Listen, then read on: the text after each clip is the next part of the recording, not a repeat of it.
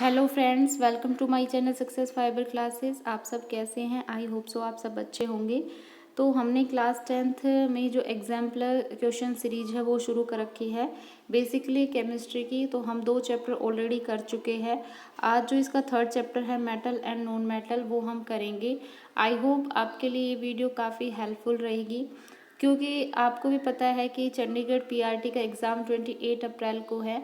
तो यहाँ से अगर आप इन क्वेश्चंस को एमसीक्यू को कर लेते हैं तो कहीं ना कहीं क्या पता क्वेश्चन फंस ही जाए, क्योंकि मैंने बोला था कि एनसीईआरटी से बाहर क्वेश्चन कभी कुछ नहीं जाता। तो यहाँ पर चलिए शुरू करते हैं हम मेटल और नॉन मेटल की सीरीज़। इसमें हमारा जो फर्स्ट क्वेश्चन है ये क्या कह रहा है मेटल के बारे में, कि ये कह रहा है कि which of the following property is not shown by metal, कि इसमें से मेटल है वो कौन सी प्रॉपर्टी शो नहीं करता। तो भाई ऑप्शन पर जाने से पहले मैं आपको बता देती हूँ कि मेटल जो होते हैं वो बहुत सी प्रॉपर्टी शो करते हैं। एक तो मेटल जो होते हैं इलेक्ट्रिसिटी के गुड कंडक्टर होते हैं, ठीक है। जैसा कि आपने देखा है कि हमारे जितने भी घरों में वायरिंग होती है तो उसमें क्या होता है कि बाहर से तो उस पर पीवीसी की कोटिंग होती है, लेकिन अंदर एक ब्राउन कलर का वायर होता है जो कि कॉपर वायर होता है। तो क्या होता है, वो मेटल ही तो होता है। वो इसलिए तो यूज़ किया जाता है क्योंकि मेटल इलेक्ट्रिसिटी के गुड कंडक्टर होते हैं। तो पहला ऑप्शन तो सही है। दूसरा होता है कि जो मेटल होते हैं वो नेचर में सोनोरस होते हैं।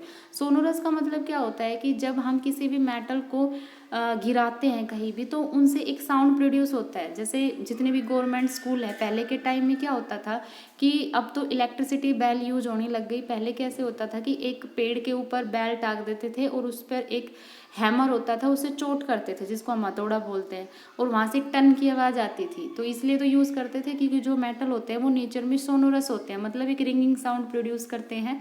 तीसरा होता है डलनेस। तो भाई क्या मेटल जो होते हैं वो हमारे डलनेस होते हैं? नहीं, मेटल हमारे डलनेस होते ही नहीं है। मेटल तो हमारे शाइनी होते हैं, ठीक है। जितनी भी आप ज्वेलरी पहनते हो जैसे गोल्ड की, सिल्वर की, क्या ये डल होती है? नहीं ना, शाइन करती है, ठीक है। तो ये प्रॉपर्टी हमारी क्या है, रॉन्ग है। फिर डी है डक्टिलिटी। ये कह रहा है डक्टिलिटी। डक्टिलिटी प्रॉपर्टी क्या होती है? डक्टिलिटी प्रॉपर्टी होती है कि जब हम मेटल से थिन वायर ड्रॉ करते हैं तो वो प्रॉपर्टी होती है हमारी डक्टिलिटी। तो मेटल जो होते हैं ये नेचर में डक्टाइल भी होते हैं। तो इसमें कौन सा ऑप्शन सही होगा? सी, क्योंकि इसने पूछा है नोट। तो यहाँ पे क्या हो जाएगा, फर्स्ट का सी ऑप्शन है वो राइट होगा। उसके बाद है नेक्स्ट क्वेश्चन। ये कह रहा है कि availability of metals to draw into thin wire, कि जब हम मेटल है उसमें से थिन वायर ड्रॉ करते हैं तो उसको हम क्या बोलते हैं? तो भाई अभी मैंने आपको बताया था कि जब मेटल होते हैं उनसे हम जब थिन वायर ड्रॉ करते हैं तो वो प्रॉपर्टी डक्टिलिटी होती है। लेकिन जब हम मेटल्स को थिन शीट के अंदर कन्वर्ट करते हैं बाय हैमरिंग, यानी पीट पीट कर जब उसको थिन शीट के अंदर कन्वर्ट किया जाता है तो उसको हम बोलते हैं मेलाएबिलिटी, ठीक है। जैसे आप लोग जब लंच पैक करते हो तो आप एल्यूमिनियम फॉइल का यूज करते हो, ठीक है। तो वो एल्यूमिनियम मेटल को पीट पीट कर उसकी पतली से पतली फिल्म बनाई जाती है ताकि आप अपना फूड इजीली पैक कर सको, ठीक है। तो वो प्रॉपर्टी होती है मेलेबिलिटी। तो यहाँ पे कौन क्या होगा, हमारा सेकंड का ए ऑप्शन है वो राइट होगा। उसके बाद फिर नेक्स्ट है, ये कह रहे हैं कि एल्यूमिनियम जो होता है ये हमारा कुकिंग यूटेंसिल्स बनाने में यूज होता है, ठीक है। मतलब जितने भी हमारे कुक करने वाले बर्तन होते हैं उसमें एल्यूमिनियम यूज होता है। तो ये कह रहे हैं कि which of the following property of aluminium are responsible for the same, कि भाई हम क्यों एल्यूमिनियम का ही यूज़ करते हैं।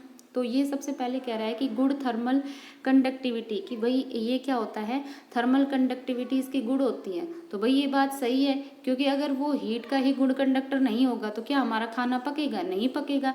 जैसे मान लो मैं प्लास्टिक की बात करूँ, मान लो हमारे प्लास्टिक का कोई बर्तन है और उसमें हम सब्जी पकाए तो हमारी सब्जी पकने से पहले ही प्लास्टिक मेल्ट हो जाएगा।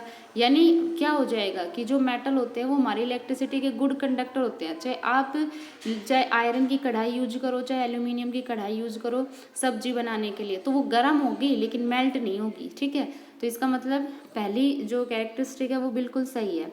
दूसरा होता है गुड इलेक्ट्रिकल कंडक्टिविटी। भाई हम यहाँ कुकिंग की बात कर रहे हैं तो यहाँ पर हम इलेक्ट्रिसिटी की बात नहीं करेंगे। उसके बाद फिर आता है डक्टिलिटी, ठीक है। अब भाई कुकिंग यूटेंसिल्स में डक्टिलिटी का क्या काम है, तो हम इसमें भी इसको रॉन्ग कहते हैं। फिर आता है हाई मेल्टिंग पॉइंट, क्योंकि इसका मेल्टिंग पॉइंट होता है वो हाई होता है। ये बात बिल्कुल सही है, क्योंकि अगर एल्यूमिनियम है, उनसे बनाए गए बर्तनों का अगर मेल्टिंग पॉइंट लो होता तो आपकी तो सब्जी बनने से पहले, आपका खाना बनने से पहले वो एल्यूमिनियम ही मेल्ट हो जाएगा, है ना। तो उसका मेल्टिंग पॉइंट हाई है, वो ज़्यादा से ज़्यादा फ्लेम को सहन कर सकता है, इसलिए तो उसको कुकिंग यूटेंसिल्स में यूज़ करते हैं। इसका मतलब 4 हमारा सही है। तो फर्स्ट और फोर्थ हमारा सही है, यानी डी आंसर क्या होगा इसका, सही होगा। उसके बाद फिर नेक्स्ट क्वेश्चन है, ये कह रहा है कि which one of the following metal do not react with cold as well as hot water. मतलब इसमें से कौन सा मेटल है जो ना तो कोल्ड वाटर के साथ रिएक्ट करता है ना ही हॉट वाटर के साथ रिएक्ट करता है। तो भाई जो सोडियम होता है ये तो वाटर के साथ रिएक्ट करता है, आग पकड़ता है। कैल्शियम है, ये भी रिएक्ट करता है, तभी तो कैल्शियम। फिर उसके बाद फिर आता है मैग्नीशियम, मैग्नीशियम भी वाटर के साथ रिएक्ट करता है। कैल्शियम वाटर के साथ रिएक्ट करता है तो कैल्शियम हाइड्रोक्साइड बनता है। मैग्नीशियम करता है तो मैग्नीशियम की हाइड्रोक्साइड फॉर्म होती है, ठीक है। लेकिन जो आयरन होता है ये तो ना तो हमारा कोल्ड वाटर के साथ रिएक्ट करता है ना ही हमारा हॉट वाटर के साथ रिएक्ट करता है, ठीक है। तो इसमें क्या होगा, 4 का डी आंसर है वो राइट होगा। उसके बाद फिर है 5 क्वेश्चन। ये क्या कह रहा है, ये कह रहा है कि which of the following oxide of iron would be obtained on the prolong reaction of iron with steam. मतलब जब हम आयरन है और उसकी स्टीम के साथ में बहुत लंबे टाइम तक हम रिएक्शन करते हैं। स्टीम का मतलब होता है कि जब हमारा वाटर किस फॉर्म में हो, गैसेस फॉर्म में, यानी जब वाटर के वेपर हो। तो जब आयरन स्टीम के साथ रिएक्ट करता है तो क्या होता है, तो मैंने बैलेंसिंग में भी आपको बताया था कि आयरन जब स्टीम के साथ रिएक्ट करता है तो आयरन की ऑक्साइड फॉर्म होती है, यानी Fe3O4, और साथ में क्या होता है, हाइड्रोजन गैस है वो रिमूव होती है, यानी निकलती है। तो इसमें क्या होगा, इसमें हमारा सी ऑप्शन है वो राइट होगा। ये क्या होता है, रस्ट होती है। उसके बाद फिर आता है 6 क्वेश्चन। ये क्या कह रहा है कि व्हाट हैपन्स, मतलब क्या होता है when calcium is treated with water. मतलब जब कैल्शियम होता है, जब वाटर के साथ रिएक्ट करता है तो क्या होता है। तो चलिए हम ऑप्शन पर चलते हैं। सबसे पहले कह रहा है कि it does not react water. वो ये वाटर के साथ तो रिएक्ट करता है, अभी हमने नेक्स्ट पहले ही क्वेश्चन में देखा था। तो वाटर के साथ तो ये रिएक्ट करता है, तो ये स्टेटमेंट तो बिल्कुल गलत है। फिर कह रहा है कि इट रिएक्ट वोलेंटली विद वाटर, नहीं भाई। उसके बाद फिर थर्ड कह रहा है कि it react less violently with water. मतलब ये वाटर के साथ रिएक्ट तो करता है लेकिन ऐसा नहीं है कि तुरंत रिएक्ट कर ले, ठीक है। तो ये बात कहीं ना कहीं सही है। फिर कह रहा है कि bubbles of hydrogen gas form stick to the surface of calcium. जब कैल्शियम होता है ये वाटर के साथ रिएक्ट करता है तो कैल्शियम की ऑक्साइड बनती है, और इसमें क्या होता है कि हाइड्रोजन गैस निकलती है जिसके बबल्स होते हैं वो कैल्शियम की सरफेस के साथ में स्टिक कर जाते हैं। तो ये एक्टिविटी है ना। जब आप थर्ड चैप्टर पढ़ते हो मेटल और नॉन मेटल तो उसमें एक्टिविटी है, ठीक है। तो ये बात बिल्कुल सही है। तो डी का क्या होगा, थर्ड और फोर्थ है वो राइट आंसर होगा, यानी डी हमारा इसका आंसर सही है। उसके बाद 7 क्वेश्चन है। ये क्या कह रहा है, 7 क्वेश्चन में कह रहा है कि जनरली क्या होता है कि जो मेटल होते हैं ये एसिड के साथ रिएक्ट करके सोल्ट और हाइड्रोजन गैस देते हैं, ठीक है।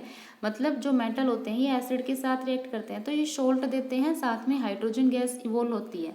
ये कह रहा है कि which of the following acid, इसमें से कौन सा ऐसा एसिड है जो हाइड्रोजन गैस इवोल्व नहीं करता मेटल के साथ रिएक्ट करके, एक्सेप्ट मैंगनीज और मैग्नीशियम। तो भाई इसमें जो हमारा नाइट्रिक एसिड होता है ना, ये क्या होता है, हाइड्रोजन गैस फॉर्म नहीं करता है। तो आप ये चीज़ याद रखना, ये एक्सेप्शन है।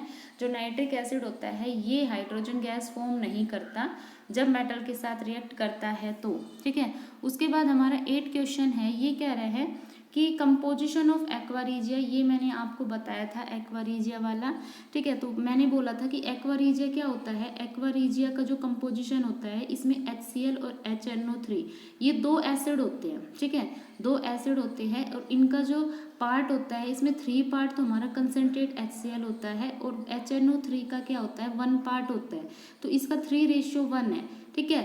HCl का 3 पार्ट होता है, HNO3 का 1। अब आप इसमें देख लो कौन सा ऑप्शन है, तो इसमें जो सी ऑप्शन है ये हमारा राइट है, क्योंकि इसमें HCl जो है उसका 3 पार्ट है, कंसंट्रेशन HNO3 का 1 पार्ट है, ठीक है। तो ये याद रखना, एक्वारीजिया का कंपोजिशन ये इंपॉर्टेंट है, ठीक है। तो ये थे हमारे मेटल और नॉन मेटल के क्वेश्चन। अगर मैं और क्वेश्चन इसी में ऐड ऑन कर दूँ तो वीडियो काफ़ी लंबी हो जाएगी और बोरिंग हो जाएगी, ठीक है। तो उसको हम नेक्स्ट वीडियो में करेंगे। आई होप आपको वीडियो अच्छी लगी है।